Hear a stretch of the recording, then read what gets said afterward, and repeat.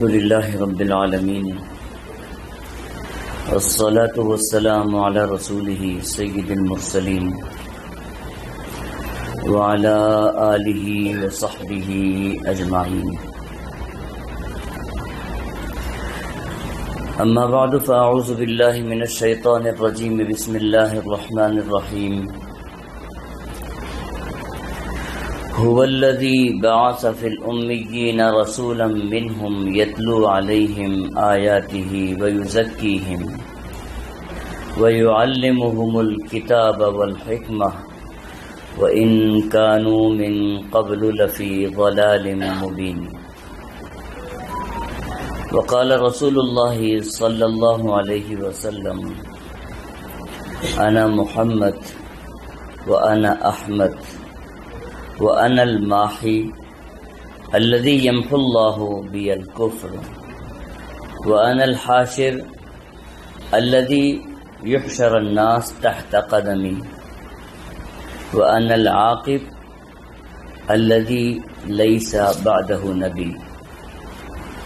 صدق الله مولانا العظيم وصدق رسوله النبي الكريم. اللهم صل على محمد وعلى آل محمد كما صليت على إبراهيم وعلى آل إبراهيم إنك حميد مجيد. اللهم بارك على محمد وعلى آل محمد كما باركت على إبراهيم وعلى آل إبراهيم إنك حميد مجيد. حاضرین کرام، پردہ نشین ماؤں اور بہنوں، طلبہ عزیز،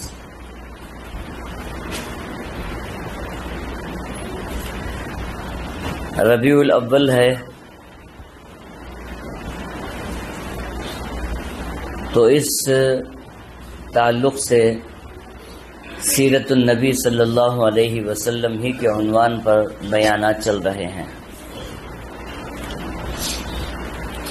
یقیناً رسول اکرم صلی اللہ علیہ وسلم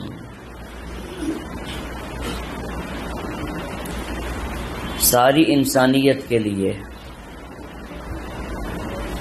نبی بنا کر بھیجے گئے،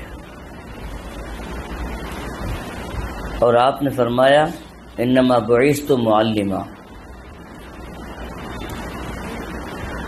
اور آپ نے یہ بھی فرمایا کہ اوتیت علم الاولین والآخرین. اللہ تعالیٰ نے انسانیت کے لیے مجھے استاد بنا کر بھیجا ہے، اور سارا علم کا خزانہ جو ہے اول سے لے کے آخر تک سارے انبیاء کو جو علوم دیے گئے وہ سارے علوم کا مجموعہ میں ہوں. رسول اکرم صلی اللہ علیہ وسلم کی سیرت بیان کرنے کے لیے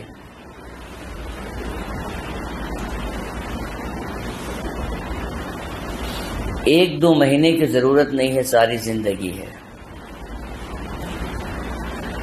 اللہ سبحانہ و تعالیٰ نے فرمایا لقد کان لکم فی رسول اللہ اسوۃ حسنۃ لمن کان یرجو اللہ والیوم الآخر. جسے آخرت کی کامیابی چاہیے، جسے دنیا کی سرخروئی چاہیے، جسے اللہ کا قرب چاہیے، دونوں جہاں میں جس کو سرخروئی چاہیے، اس کو چاہیے کہ رسول اکرم صلی اللہ علیہ وسلم کی زندگی کو اپنا لے. آپ علیہ الصلاۃ والسلام کی زندگی، آپ کا بچپن ہے، آپ کی جوانی ہے، آپ کی بعثت والی زندگی ہے، آپ کی ہجرت والی زندگی ہے. اگر ان پر روشنی ڈالتے جائیں تو بولنے والے تھک جائیں گے، حق ادا نہیں ہو سکے گا. بس جس کی نصیب میں جتنی سعادت تھی وہ اتنا بول لیا ہے.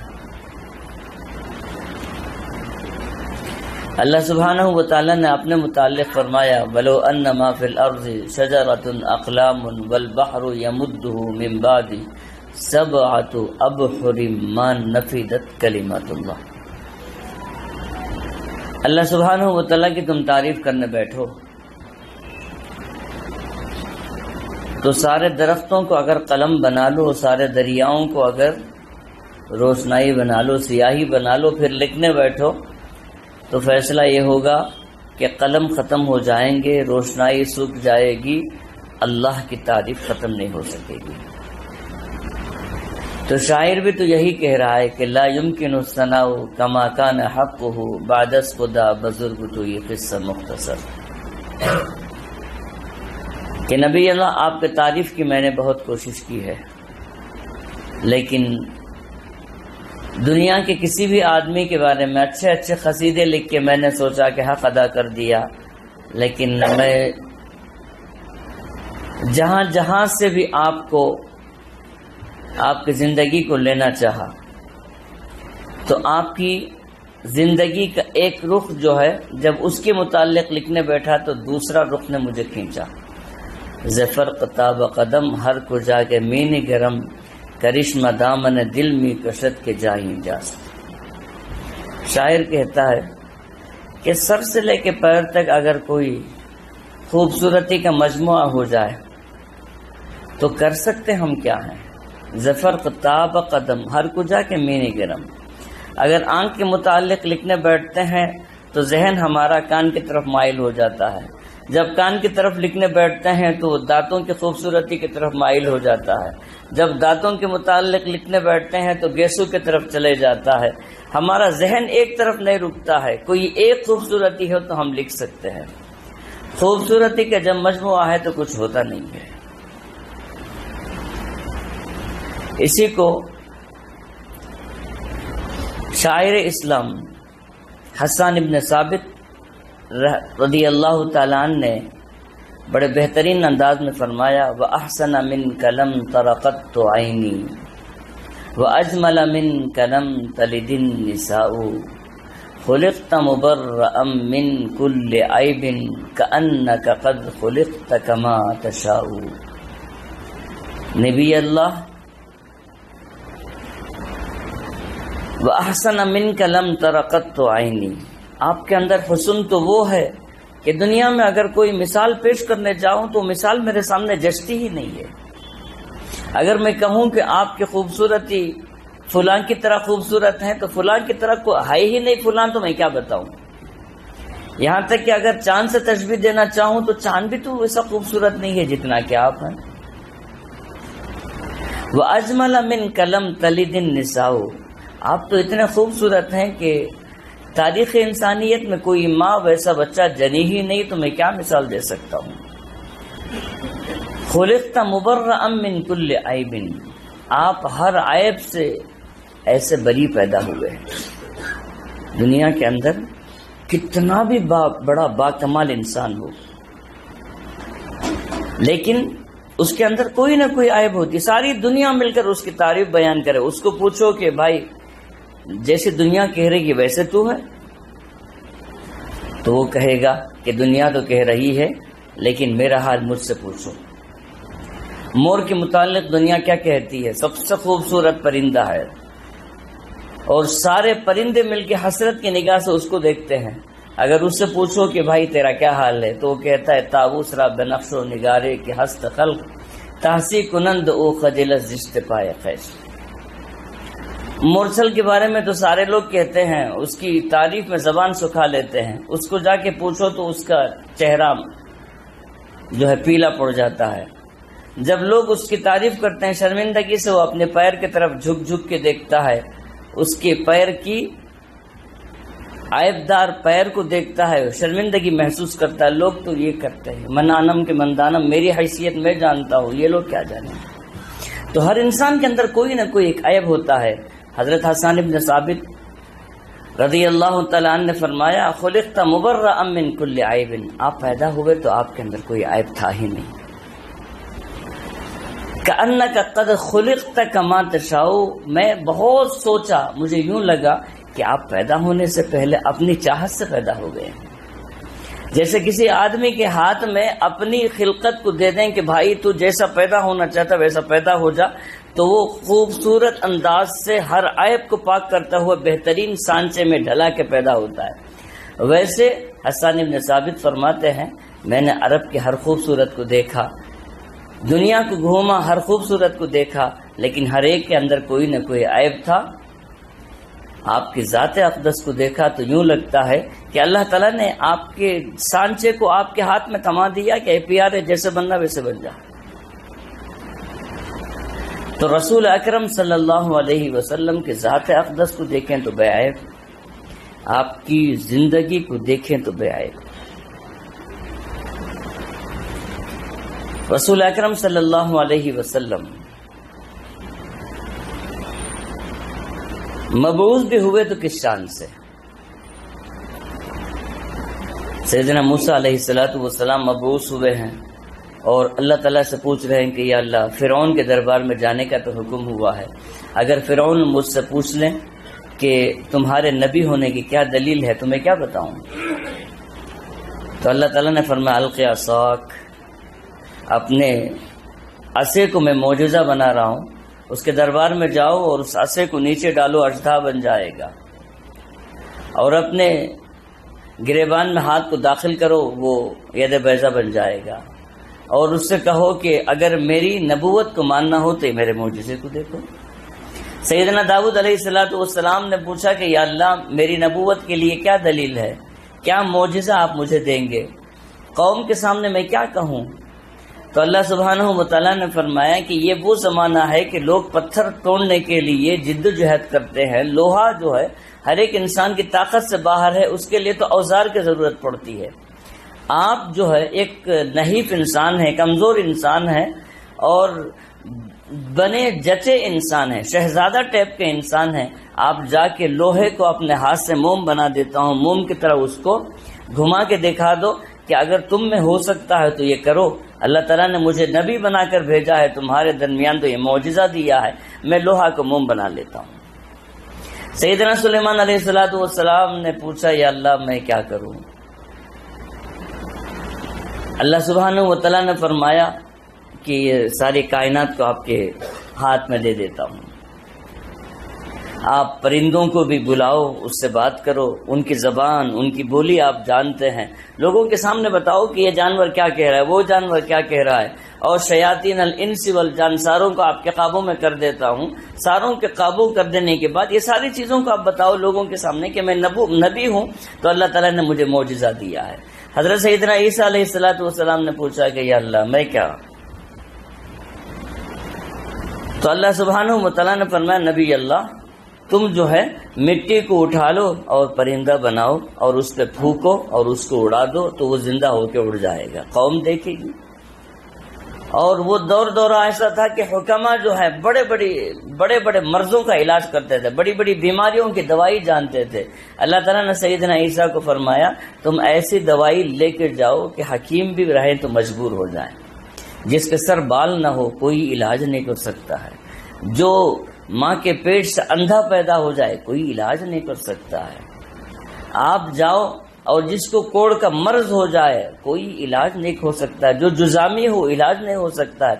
آپ ان بیماروں پہ ہاتھ پھیرتے جاؤ، ان کو جیسے جیسے شفا ہوگی سارے لوگ سامنے آ جائیں گے. غرض ہر نبی نے ایک ایک معجزہ، دو معجزہ، یہ معجزات کے ڈھیر لے کے پہنچے تھے. رسول اکرم صلی اللہ علیہ وسلم نبی بن کر آئے ہیں تو کس شان سے. نبی کریم صلی اللہ علیہ وسلم پیغام لے کے پہنچتے ہیں، اور ہر نبی کی طرح ہر نبی کی قوم جیسے معجزہ مانگی ہے، نبی کریم صلی اللہ علیہ وسلم کی قوم نے بھی معجزہ مانگا. رسول اکرم صلی اللہ علیہ وسلم نے فرمایا لقد لبثت فیکم عمرا من قبلہ افلا تعقلون. کیا تمہیں اتنی بھی عقل نہیں؟ 40 سالہ میری زندگی کو دیکھے ہو، اس سے بڑا اور کیا معجزہ تمہیں ہو سکتا ہے؟ میری 40 سالہ زندگی کو تم نے دیکھا ہے، کبھی مجھ میں کوئی خیانت دیکھی، کبھی کوئی مجھ میں غیر فیصلہ دیکھا، کبھی مجھ میں کوئی ظلم دیکھا، کبھی مجھ میں کوئی شرک دیکھا، کبھی مجھ میں کوئی ہوس حرص دیکھی؟ عام انسانوں میں جتنے عیوب ہوتے ہیں تم نے جب تک میری نبوت کا اعلان نہیں ہوا حسرت بھری نگاہوں سے تم دیکھتے تھے۔ میری صداقت کے چرچے تمہاری زبان میں تھے، میری خوبصورتی کے چرچے تمہارے زبان میں تھے، ساری چیزیں تھیں۔ اب جب میں نبی بن کر آیا ہوں تو کوئی اور معجزے کی ضرورت نہیں ہے، میری زندگی کو لے لو، یہی معجزہ ہے کوئی نبی ایسا؟ اور رسول اکرم صلی اللہ علیہ وسلم جب لوگوں کے درمیان دعوت کے لیے پہنچتے ہیں تو لوگوں کو اکٹھا کرنے کے لیے عموماً عقل مند سے عقل مند انسان بھی اگر کسی کو اپنی طرف مائل کرنا چاہتا ہے تو 3 طرح سے مائل کر سکتا تھا۔ سب سے پہلی چیز، غربت کا کوئی ٹھکانہ نہیں ہے، سارا عرب گنے چنے چند سردار ہیں، باقی سب کے سب ان کے غلام ہیں۔ سب کے گھر کا حال یہ ہے کہ ان کے گھر کوئی چولہا سلگتا نہیں ہے، غربت ہی غربت ہے۔ آپ صلی اللہ علیہ وسلم قریش کے اس خاندان سے ہیں جنہیں کعبۃ اللہ کے تولیت حاصل ہے، کعبۃ اللہ کے متولی ہیں۔ آپ سارے لوگوں میں کھڑے ہو کے یہ صدا دے سکتے تھے، بھائی کب تک ہم غربت کے شکار رہیں گے، کب تک ہمارا گھر جو ہے غلہ اناج سے خالی رہے گا، کب تک ہم یہ پھٹے پرانے کپڑے پہنیں گے؟ آؤ میں تمہیں بہترین طریقہ بتاتا ہوں، ہم سب کے سب بیٹھیں گے، سر جوڑیں گے اور کوئی ایسا حل نکالیں گے کہ ہمارا گھر غلہ اناج سے بھر جائے، ہمارے کپڑے بہترین ہو جائے، ہمارا گھر جو ہے مالدار گھروں میں شامل شمار کیا جانے لگے۔ آ جاؤ سب کے سب۔ تو بتاؤ لوگ کیسے جڑ سکتے تھے؟ جوق در جوق ہر طرف سے لوگ آ سکتے تھے نا۔ آپ نے یہ طریقہ نہیں اپنایا، کیونکہ کسی بھی طریقے سے قریب کر کے انہیں دین کی دعوت بعد میں دے سکتے تھے، یا کوئی دوسرا طریقہ تھا، یہ کہہ سکتے تھے کہ دیکھو ظلم کی کیسی ہوا چل رہی ہے، عورتوں پہ ظلم ہو رہا ہے، غلاموں پہ ظلم ہو رہا ہے۔ عورتوں پہ ظلم یہ ہے کہ انہیں کھلونا بنا لیا ہے، جیسے چاہے، کبھی اس کے نکاح میں ہے تو کبھی اس دوست کے نکاح میں ہے، اس کی بیوی اس کے پاس ہے، اس کی بیوی اس کے پاس ہے، کھلونا بنی ہوئی، کوئی دم مارنے کی کسی میں قدرت نہیں ہے، کھلونا بنی پڑی ہوئی عورت۔ غلاموں کا یہ حال ہے کہ اس غلام کو حبشی غلام مل جائیں تو پھر اس کی تو جو فضیحت ہوگی وہ دنیا دیکھتی رہ جائے گی۔ عرب ویسے لوگ تھے کہ درخت میں جو ہے عرب کالا جو غلام ہوتا تھا اس کو باندھ دیتے تھے، اور عرب کے جو بچے ہوتے تھے اس کی آنکھ کو رکھ کے تیر اندازی کرتے تھے اور کہتے تھے کہ چلو تیر کس کی اس کی برابر آنکھ میں چبھے گی اس کو اتنا انعام ملے گا۔ وہ خون میں نہاتا رہتا تھا اور یہاں مزے لوٹے جاتے تھے۔ آپ صلی اللہ علیہ وسلم چاہتے تو ان کے درمیان بھی تو ایک صدا بلند کر سکتے تھے کہ چلو بھائی مظلوم آپ لوگ ہیں، سب کے سب جڑ جاؤ، یہ ظلم کو دنیا سے ہم ختم کریں گے، عدل و انصاف کی ہوا چلا دیں گے اور ہم عزت پالیں گے۔ اگر اس طریقے کا اعلان ہوتا تو مالدار انگلیوں میں گنے جاتے تھے، غربا جو ہے سب کے سب غریب تھے، سب کے سب اکٹھا ہو سکتے تھے۔ آپ نے وہ طریقہ بھی اختیار نہیں کیا۔ اور تیسرا طریقہ، ایک طرف قیصر اور ایک طرف کسرا، سپر پاور، اور رہی سہی جو گری قوم تھی یہ عرب کی، جن کے اندر اچھی فصاحت تھی، بلاغت تھی، ٹیلنٹ تھا، سب کچھ ہونے کے باوجود بھی گرے پڑے ہوئے تھے۔ آپ صلی اللہ علیہ وسلم چاہتے تو سب کو سب جوڑ کے کہہ سکتے تھے، اگر یہ آواز بلند کرتے تو کیا مالدار کیا غریب سب کے سب جڑ جاتے کہ بھائی میرے پاس کچھ آئیڈیا ہے، میرے پاس کچھ طریقہ ہے کہ ہم کب تک جو ہے اس طریقے سے کمزور رہیں گے، ہمیں بھی کوئی طاقت ہونی چاہیے، ہمارے پاس بھی جو ہے سپر پاور بننے کے کچھ آئیڈیا ہیں، آ جاؤ میں تمہیں بتاتا ہوں۔ آپ صلی اللہ علیہ وسلم کی جو مقبولیت تھی اس مقبولیت پر سب کے سب جڑ سکتے تھے۔ اللہ سبحانہ و تعالی نے آپ کو ہر عیب سے پاک رکھا۔ آپ کھڑے ہیں تو ڈنکے کی چوٹ پر اعلان ہے، یا ایھا الناس قولوا لا الہ الا اللہ تفلحون۔ اے لوگوں سب کے سب جڑ جاؤ، اب سب ایک زبان ہو کے توحید پرست بن جاؤ، بتوں کو چھوڑ دو، جو گھٹی میں پڑی ہوئی تمہاری بتوں کی محبت ہے اس سے توبہ کر لو، کامیاب ہو جاؤ گے۔ یہ آواز ایسی تھی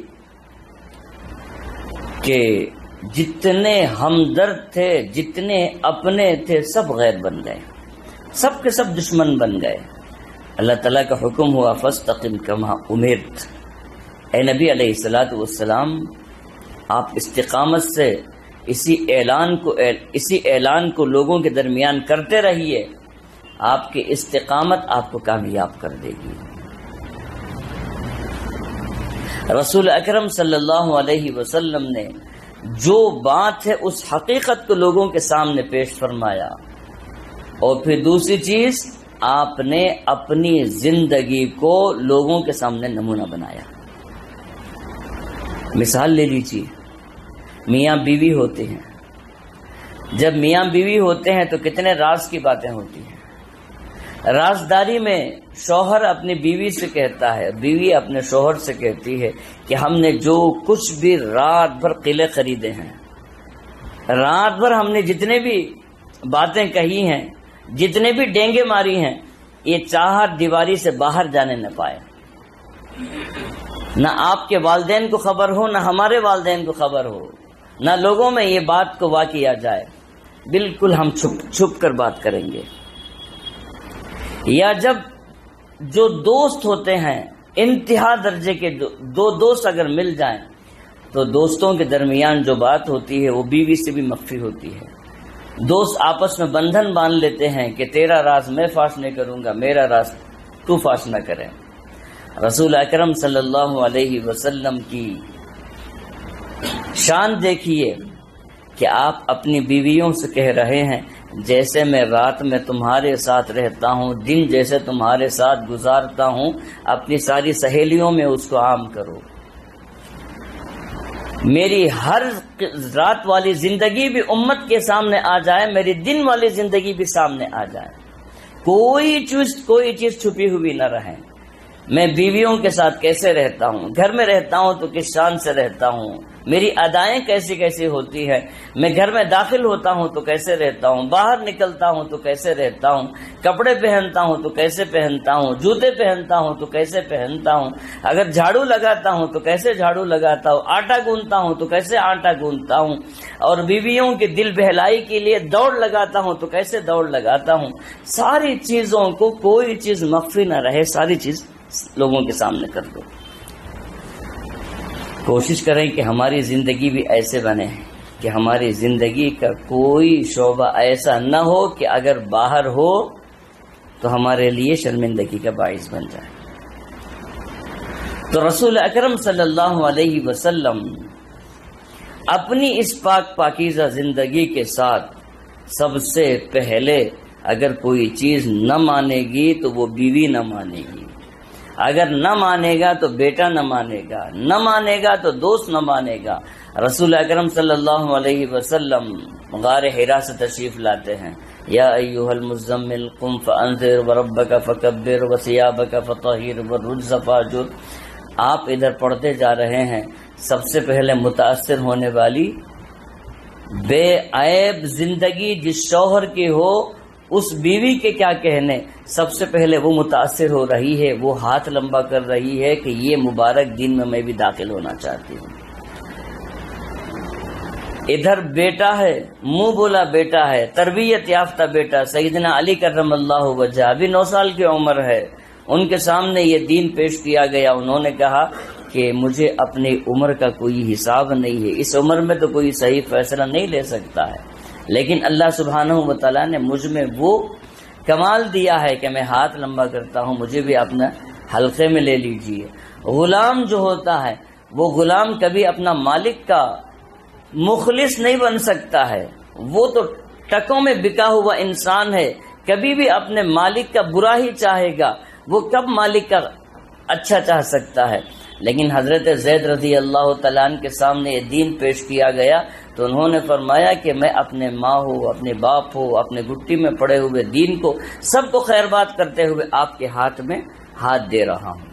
دوست سیدنا صدیق اکبر رضی اللہ تعالیٰ عنہ تشریف لاتے ہیں، ان کے سامنے دین پیش کیا گیا، انہوں نے قبول فرمایا۔ اس طریقے سے رسول اکرم صلی اللہ علیہ وسلم نے جہاں جہاں اس دین کو استقامت کے پیکر بن کر بغیر کسی ملاحظہ، بغیر کسی مروت کے ہر ایک کے سامنے حق کو پیش فرمایا، اللہ سبحانہ و تعالی نے مختصر سی مدت کے اندر آپ علیہ الصلوۃ والسلام کے معجزوں کو دیکھیں تو سب سے پہلی چیز، آپ کے پاس کوئی ہتھیار نہیں ہے، کوئی مال نہیں ہے، کوئی جواہرات نہیں ہے، پھر بھی کامیاب ہے۔ اور آپ کے پاس کوئی لمبی مدت بھی نہیں ہے، مختصر سی مدت ہے، پھر بھی آپ کامیاب ہیں۔ اور آپ کامیاب ہیں، کوئی خون ریزی نہیں ہے، کوئی جنگ و جدال نہیں ہے کہ انسان کہہ سکیں کہ ان کے مال کی وجہ سے، ان کے دبدبے کی وجہ سے لوگ ڈر کے ان کے دامن میں شامل ہو گئے، کوئی آدمی بتا نہیں سکتا ہے۔ تو یہ رسول اکرم صلی اللہ علیہ وسلم کی پاک پاکیزہ زندگی ہے۔ ایک آدمی، ایک کافر آیا اور صحابہ نے دیکھا کہ مسجد کے اندر کھڑے ہو کے پیشاب کر رہا ہے۔ صحابہ کرام چیختے ہوئے، چلاتے ہوئے، جیسے ایک شور مچ جاتا ہے، رے رے رے کیا کر رہا ہے، کیا کر رہا ہے، اس طریقے سے لوگ بھاگنے لگے۔ رسول اکرم صلی اللہ علیہ وسلم نے فرمایا نہیں نہیں نہیں، خاموش ہو، خاموش ہو، بیچارہ ضرورت ہے، پیشاب کر رہا ہے۔ مسجد ہے، اللہ کا گھر ہے، لیکن ایک انسان کا دل جو ہے وہ کعبے سے بھی قیمتی ہے۔ وہ آدمی مجبور ہے، پیشاب کر رہا ہے، اس کو تسلی سے کرنے دو، پھر ہم سمجھائیں گے۔ رسول اکرم صلی اللہ علیہ وسلم نے اس کو اپنے قریب کیا، اس کو سمجھایا، اس کے پیٹھ پہ ہاتھ پھیرا، محبت کا اظہار فرمایا کہ یوں نہیں کرتے، یہ اللہ کا گھر ہے، ایسے پیشاب نہیں کرنا۔ وہ تو سمجھا تھا کہ صحابہ کرام ہیں، رسول مکرم صلی اللہ علیہ وسلم ہے، اب تو میری جان نہیں بچے گی۔ جب دیکھا تو محبت ہے۔ اب وہ اپنے گھر کی طرف لوٹا ہے تو کیا حال ہے اس کا؟ اپنے گھر کی طرف جاتے ہوئے اعلان کر رہا ہے، او میرے ماموں، او میرے چاچا، او میرے بھائیوں، او میری بہنوں، پھوپھیوں، ایک ایک خاندان کو، ایک ایک رشتے کو پکار رہا ہے، کہہ رہا ہے کہ جلد آ جاؤ، جلد آ جاؤ۔ سب لوگ دوڑے دوڑے آئے کہ دیکھیں کیا پریشانی لے کے آیا ہے، تو کہنے لگا کہ جلدی کرو، کہیں ایسا نہ ہو کہ ہم سے زیادہ سبقت کرنے والے کوئی اور ہو جائیں۔ میں نے ایسے ایک شفیق سے ملاقات کی ہے، ایک ایسے مہربان سے ملاقات کی ہے جس کو ہم عام سردار نہیں کہہ سکتے ہیں، وہ تو اللہ کی طرف سے بھیجا ہوا بندہ ہے۔ اس کی تعلیمات بھی عجیب سی نرالی ہیں، اس کا چہرہ بھی عجیب سا ہے، اس کے ساتھ صحابہ بیٹھتے ہیں تو ان کا کردار بھی عجیب سا ہے۔ فوراً سب کے سب جڑ جاؤ۔ اس کی آواز، اس کی صدا، ایک اخلاق کے مظاہرے کو اس نے دیکھ لیا، 300 اپنے قبیلے کے لوگوں کو جوڑ لیا اور رسول اکرم صلی اللہ علیہ وسلم کی خدمت میں آیا اور کہنے لگا، یا رسول اللہ، میں اکیلا آ جاؤں، اسلام قبول کر لوں، میرا ضمیر گوارا نہیں کیا، میں نے ساروں کو جوڑا ہے، ساروں کو جو ہے ہدایت کے چراغ سے آپ روشناس کر دیجئے۔ لایا، سب کو اسلام حلقہ بگوش کر دیا۔ کتنے واقعات ہیں۔ فتح مکہ، صحابہ کرام رضوان اللہ علیہم اجمعین جب مکے میں داخل ہوئے ہیں تو کس شان سے داخل ہوئے ہیں، اور بڑے بڑے جو سردار ابھی انہیں ہدایت نہیں ملی تھی، سب کے جگر جو ہے منہ کو آ رہے تھے کہ آج ہماری خیر نہیں ہے۔ ایک عام سا اعلان ہو گیا، سب کے لیے جو ہے معافی ہے، کسی سے کوئی بدلہ نہیں لیا جائے گا، لیکن ان کا دل بھی تو ماننا چاہیے نا کہ ہم نے ان کے ساتھ کیا نہیں کیا تھا۔ آج وہ معاف کرتے ہیں تو یہ معاف کرنا بھی صحیح ہے یا نہیں ہے۔ رات ہوئی، شام ہوئی اور ایک سناٹا سا چھا گیا۔ عورتیں اپنے اپنے شوہروں سے کہنے لگی، ذرا باہر کی تو خبر لو، اتنا سناٹا، اتنے ہزار لوگ آنے کے بعد کیسے چھایا ہوا ہے؟ کہیں ایسا نہ ہو کہ ایسی وہ تیاری کر کے آ جائیں کہ جتنے ہیں سب کے سب خون میں نہا لیں۔ ایسا سونا بھی اچھا نہیں لگتا ہے۔ چلو ہم ذرا باہر کا جائزہ لے کے آئیں گے۔ باہر دیکھیں تو مکے کی گلیاں ویران پڑی ہوئی ہیں۔ عموماً ہوتا کیا ہے، جب کوئی فاتح جاتا ہے تو گلیوں کو ایک کر دیتا ہے، گھروں کو برباد کر دیتا ہے، تخت و تاراج کر دیتا ہے، عزتیں لوٹ لیتا ہے۔ لیکن رسول اکرم صلی اللہ علیہ وسلم کے ساتھ گئی پیاری جماعت وہ ہے، ایک جگہ ایسے جمع ہو گئی ہے کہ سارا مکہ ویران پڑا ہوا ہے۔ ڈھونڈتے ڈھونڈتے جب وہ مکہ کعبۃ اللہ کے قریب پہنچے تو دیکھا کہ کوئی حجر اسود کا بوسہ لے رہا ہے، کوئی رکن یمانی پہ کھڑا ہوا ہے، کوئی پردے سے لٹک کے رو رو کے گڑ گڑا کے رو رہا ہے۔ عرب یہ لوگ بھی حیران ہیں کہ یہ روتے کیوں ہیں، خوشی کا موقع ہے۔ ان کے آنسوں تھمتے نہیں ہیں، برابر لگاتار دعاؤں میں ہے۔ وبالاسحار هم یستغفرون، یہ شان ان کی ہے۔ صبح تک جب یہ حال تھا، جب صبح ہوئی تو جتنے کفار تھے وہ آ کے کہنے لگے کہ آج تک ہمارے دل ایسے تھے کہ آپ لوگوں سے بڑھ کر ہمارا بغض کسی کے ساتھ نہیں تھا۔ اگر نفرت تھی تو ہماری نفرت آپ ہی لوگوں سے تھی، لیکن ہم نے آپ کے کردار کو دیکھا، آپ کے اخلاق کو دیکھا، آپ کے رجوع الی اللہ کو دیکھا، آپ کے انابت کو دیکھا، اب جا کے ہمیں پتا چلا کہ ہم انسان نہیں ہیں، درندے ہیں، اور ہمارے دلوں کی یہ کیفیت ہے کہ آپ لوگوں سے بڑھ کر ہمارے دلوں میں کوئی اور چیز محبوب ہے ہی نہیں، لہٰذا ہم تمام کو اپنے حلقے میں لے لیجئے۔ حضرت عثمان ابن طلحہ رضی اللہ تعالیٰ عنہ ابھی اسلام نہیں لائے ہیں، ان کے بدن کب کبھی طاری ہے کہ خاندانی جو چابی کعبۃ اللہ کے ہمارے خاندان میں چلی آ رہی ہے، اب ہمارا کیا حال ہوگا۔ ایک وہ وقت بھی ہے کہ منت سماجت کر کے وہی نبی رحمت نے مجھ سے مانگا تھا 2 رکعت اندر پڑھنے کے لیے، میں نے انکار کر دیا تھا، اور آج وہ فاتح بن کر آئے ہیں تو پھر مجھے بلائیں گے، مجھ سے چابی لیں گے تو ٹھیک ہے، لیکن میرا حال کیا ہوگا، مجھ سے بدلہ لیں گے تو پھر میں بچوں گا نہیں۔ رسول اکرم صلی اللہ علیہ وسلم نے انہیں بلا کے فرمایا کہ عثمان چابی لاؤ۔ آپ نے اپنے دست مبارک سے کعبے کو کھولا اور کعبے کا طواف کرنے کے بعد کعبے کے اندر دگانہ ادا کیا۔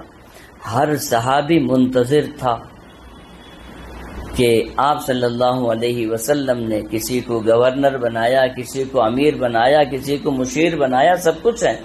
اب یہ سعادت کس کے ہاتھ آئے گی کہ آپ یہ فرما دیں کہ یہ چابی تم لے لو، تمہارے خاندان میں چلے گی۔ لیکن نبی رحمت صلی اللہ علیہ وسلم اس آدمی سے چابی لیتے ہیں جو اب تک اپنا اسلام ظاہر نہیں کیا ہے، مشرک ہی ہے، کافر ہی ہے۔ آپ دگانہ ادا کرنے کے بعد پھر کعبۃ اللہ بند کرتے ہیں، اس چابی کو لیتے ہیں، اور پھر آپ کی نگاہ جو ہے عثمان کی طرف جاتی ہے، فرماتے عثمان ابن طلحہ ادھر آ جاؤ، یہ چابی کو رکھ لو اور تم سے کوئی یہ چابی چھین نہیں سکے گا، قیامت تک تمہارے ہی خاندان میں چلے گی۔ حضرت عثمان نے فرمایا یا رسول اللہ، ان گندے ہاتھوں سے، ان کفر و شرک سے ملوث ہاتھوں سے میں یہ چابی کیسے لے سکتا ہوں، مجھے اسلام سے بہرور کر دیجئے، پھر یہ پاک پاکیزہ کے لیے میرے پاک پاکیزہ ہاتھوں میں دے دیجئے۔ اللہ سبحانہ وتعالی نے فرمایا وَإِنَّكَ لَعَلَى خُلُقٍ عَظِيمٍ۔ رسول اکرم صلی اللہ علیہ وسلم نے فرمایا فتحت المدینۃ بالاخلاق، شہروں کے شہر اگر فتح ہوئے ہیں تو صرف اخلاق پر ہے۔ ظلم زبردستی کے ساتھ جو چیزیں حاصل کی جاتی ہیں وہ کبھی رکتی نہیں ہیں۔ رسول اکرم صلی اللہ علیہ وسلم نے اپنی مختصر سی زندگی کے اندر اس 23 سالہ نبوی زندگی میں بھی ہجری 10 سالہ زندگی کے اندر آپ صلی اللہ علیہ وسلم نے وہ محنت فرمائی کہ حجۃ الوداع کے موقع پر آپ نے اعلان فرمایا الیوم اکملت لکم دینکم واتممت علیکم نعمتی ورضیت لکم الاسلام دینا۔ دنیا کا بڑا سے بڑا آدمی جب دنیا سے رخصت ہوا تو اپنے کام کو ادھورا چھوڑ کے گیا ہے۔ دنیا کیا کہنے لگی کہ انسان بڑا کمال والا تھا، اگر اور چند دن رہتا تو اور بہت کچھ کر سکتا تھا، لیکن زندگی اس کو وفا نہیں کی۔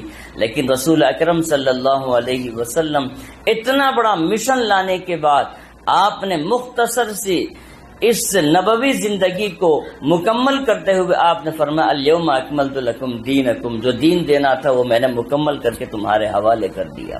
واتممت علیکم نعمتی، اور اللہ کی طرف سے جو نبوت کے جو انعامات ہوتے تھے ان انعامات کو بھی میں نے مکمل کر دیا ہے، اس کے بعد کوئی نبی آنے والا نہیں ہے۔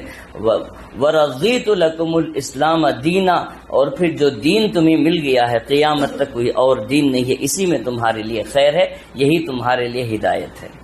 آپ نے اعلان فرما دیا، اور آپ نے اس مختصر سی نبوی زندگی کے اندر محنت کر کے آپ نے فرما دیا کہ میں نے سارے عرب کو کفر اور شرک سے پاک کر دیا ہے، قیامت تک پھر یہ کبھی آلودہ نہیں ہوگا، یہ ہمیشہ کے لیے پاک پاکیزہ ہے۔ اس کے بعد جو ہے مدینہ ہو یا مکہ ہو کوئی غیر اندر داخل نہیں ہو سکتا ہے۔ بتائیے ایسا نبی رحمت کوئی ہو سکتا ہے؟ اللہ سبحانہ و تعالیٰ نے یہی فرمایا وَإِن كَانُوا مِن قَبْلُ لَفِي ضَلَالٍ مُبِينٍ، انتہا درجے کی جو ضلالت میں پڑے ہوئے تھے، جو گمراہی میں پڑے تھے، اللہ سبحانہ و تعالیٰ نے ایک رسول بھیجا، انہی 4 کام دے کے بھیجے۔ هُوَ الَّذِي بَعَثَ فِي الْأُمِّيِّينَ، امیین، یہ امیین کیوں کہا گیا؟ عرب جو ہے اپنے بولنے پر اتنے مغرور تھے کہ وہ ساروں کو عجم کہتے تھے، ہمارے علاوہ جتنے ہیں وہ سب کے سب گونگے ہیں، انہیں بات کرنا آتا ہی نہیں۔ اگر بات کرنے کی صلاحیت ہے، ٹیلنٹ ہے، ہم میں ہے۔ اللہ تعالیٰ نے فرمایا کون سی ٹیلنٹ ہے تمہارے اندر؟ تم تو امی ہو، ان پڑھ ہو۔ اللہ سبحانہ و تعالیٰ نے نبی بھیج کر تمہیں رحمت کا معاملہ کیا ہے، نعمت کا معاملہ کیا ہے۔ امیین رسولا منہم یتلو علیہم، ایک رسول کو بھیجا، اور رسول آئے ہیں تو کیا ہے؟ یتلو علیہم آیاتی، اللہ سبحانہ و تعالیٰ کی آیتوں کو تحفہ لے کے پہنچے ہیں، پڑھ پڑھ کے سناتے ہیں۔ وَيُعَلِّمُهُمُ الْكِتَابَ وَالْحِکْمَةَ، اور ساتھ ہی ساتھ جو ہے تزکیہ بھی کرتے ہیں، ان کے دلوں کی گندگی کو دور کرتے ہیں، صفائی کرتے ہیں، اور اندر جو ہے دلوں کو صاف کر کے اندر اللہ کی محبت کو بٹھاتے ہیں۔ یزکیہم، تزکیہ اسی کا نام ہے۔ دنیا کا بڑا سے بڑا آدمی جب اپنے قوم کو سدھارنے کی فکر لے کے آیا ہے تو ساری محنتیں کیا ہے، لیکن دلوں کو بدل نہیں سکا۔ دلوں کو جب نہیں بدل سکا تو 5 منٹ کے لیے اگر کرنٹ چلے جائیں تو پھر دیکھیں اس ملک کے اندر کتنی چوریاں ہوتی ہیں، کتنی ڈکیتیاں ہوتی ہیں، کتنے قتل و غارت گری ہوتی ہے۔ کچھ منٹ کے لیے پولیس کو ہٹا دیں تو اس جگہ میں کتنے فسادات برپا ہو جاتے ہیں۔ تزکیہ آپ صلی اللہ علیہ وسلم نے فرما دیا، دلوں کو آپ نے بدل دیا، تو پھر وہ نبی کے ہو کر رہ گئے، اللہ کے ہو کر رہ گئے، کسی اور کی محبت ان کے دل میں تھی ہی نہیں۔ اور پھر یعلمہم الکتاب والحکمہ، کتاب کو بھی انہوں نے پڑھ کے بھی سنایا، کتاب کے رموز کو بھی سکھایا، حکمت بھی سکھائی، اور انسانیت کا درس دیا، ان سے حیوانیت کو ختم کیا، درندگی کو ختم کیا، ظلم کی داستانوں کو ختم کیا، عدل و انصاف کو عام کیا۔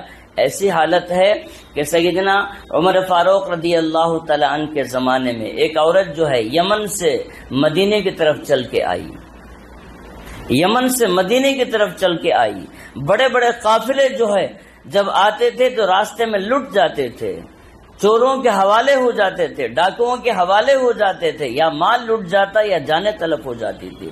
حضرت سیدنا عمر فاروق رضی اللہ تعالیٰ عنہ کو معلوم ہوا کہ ایک عورت یمن سے اکیلے دکیلے مدینہ پہنچی ہے، تو آپ نے اس کو بلایا، اس سے پوچھا کہ تیرے اکیلے دکیلے آنے کا کیا سبب تو ہونا چاہیے نا، اسلامی دور کے اندر تجھے ہمت کیسی ہوئی کہ تو اکیلی دکیلی آ جائے؟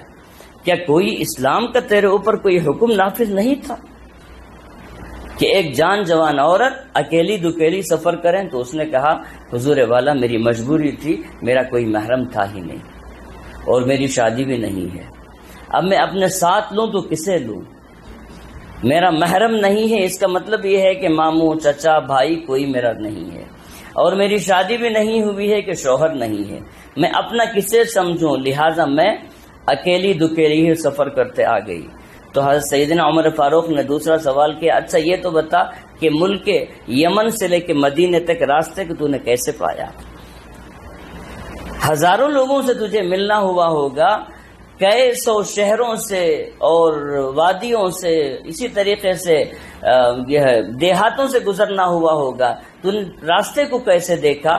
تو اس نے جو جواب دیا وہ عجیب تھا۔ اس نے کہا میں نے راستے میں یا تو اپنے بھائی کو دیکھا، یا اپنے چچا کو دیکھا، یا اپنے باپ کو دیکھا، یا اپنوں کو دیکھا، کوئی غیر آدمی، حریص آدمی جس کی نگاہوں میں کوئی حرص ہو، لچک ہو، ایسے لوگوں کو میں نے نہیں دیکھا۔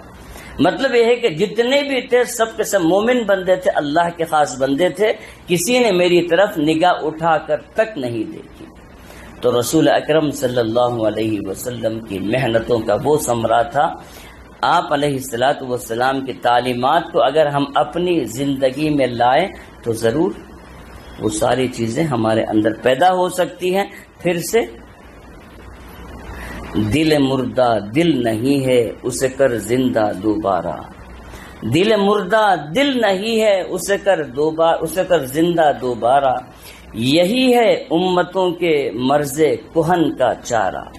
جس امت کے اندر بیماریاں پھیل جائیں اس کا چارہ کیا ہے؟ پھر سے اپنے دلوں کو زندہ کرنا ہے، پھر سے ان تعلیمات کو اپنی زندگی میں لانا ہے، خود عمل کرتے ہوئے دوسروں کی بھی فکر کو پیدا کرنا ہے۔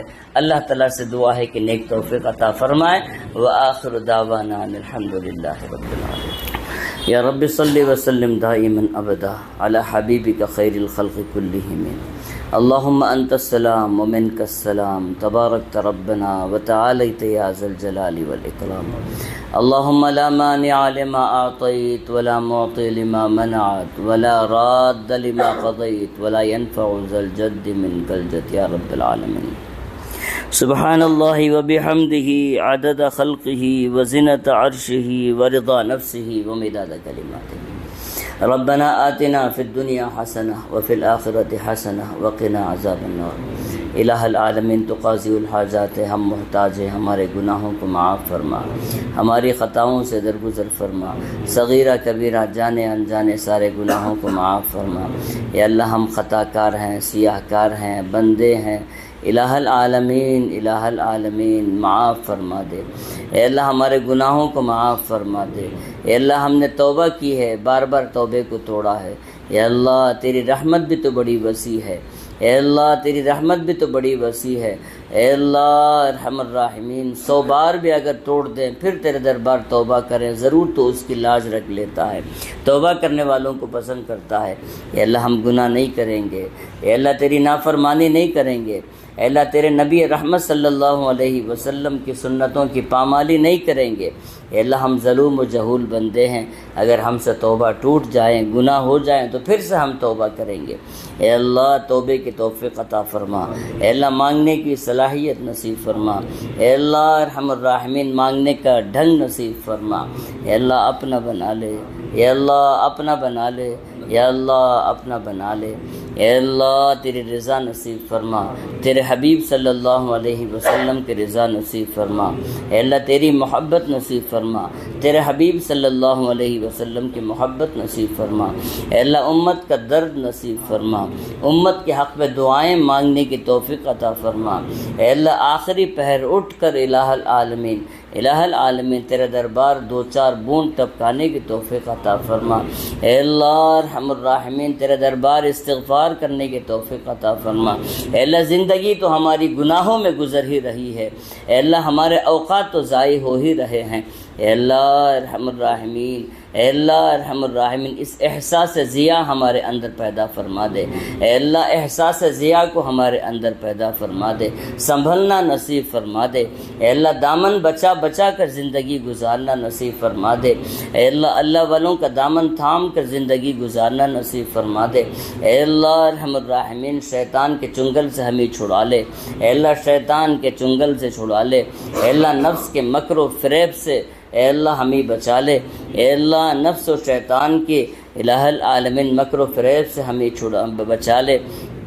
اے اللہ ارحم الراحمین، جتنے پریشان بندے ہیں ان کی پریشانیوں کو دور فرما دے، جتنے مقروض ہیں ان کے قرض کی ادائیگی کی صورتیں پیدا فرما دے، جتنے بیمار ہیں انہیں شفاء کاملہ عاجلہ مستمرہ نصیب فرما دے، جتنے بے روزگار ہیں انہیں صحیح روزگار نصیب فرما دے۔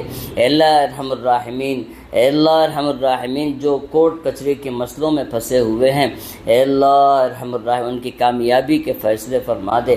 اے اللہ ارحم الراحمین ہماری اولاد کو ہمارے حق میں آنکھوں کے ٹھنڈک بنا دے۔ اے اللہ ارحم الراحمین جن کے والدین الہ العالمین دنیا سے رخصت ہو چکے ہیں اے اللہ ان کے ساتھ رحم و کرم کا معاملہ فرما، جو ہیں الہ العالمین انہیں صحت و عافیت نصیب فرما، سکون کی دولت سے مالا مال فرما، عزت کی دولت سے مالا مال فرما، عافیت کی دولت سے مالا مال فرما، سلامتی کی دولت سے مالا مال فرما۔ ہمارے گھر کو الہ العالمین حقیقی معنی میں مسکن بنا دے، سکون کا الہ العالمین گھر بنا دے، ہر قسم کے ناگہانی آفات سے بچا لے اے اللہ، ناگہانی آفات سے بچا لے، مہلک امراض سے بچا لے، اچانک آنے والے حوادث سے بچا لے، جل کر کٹ کر دب کر غرق ہو کر مرنے سے ہماری حفاظت فرما لے اے اللہ۔ ہماری ضرورتوں کو ہم سے بہتر آپ جانتے ہیں، الہ العالمین ہماری ضرورتوں کو پوری فرما دے اے اللہ۔ ہر پریشانی کو جو ہم جانتے ہیں ان سے بھی ہماری حفاظت فرما، جو نہیں جانتے ہیں ان سے بھی ہماری حفاظت فرما اے اللہ۔ اے اللہ ہم نے جو مانگا وہ عطا فرما، جو مانگنے سے رہ گئے وہ بھی عطا فرما۔ ہماری ساری دعائیں رسول اکرم صلی اللہ علیہ وسلم کے صدقے قبول فرما۔ ربنا تقبل منا انک انت السمیع العلیم وتب علینا انک انت التواب الرحیم، وصلی اللہ تعالی وسلم علی خیر خلقہ سیدنا سید العالمین حبیبہ محمد وآلہ وصحبہ اجمعین، آمین برحمتک یا ارحم الراحمین۔ الحمد للہ۔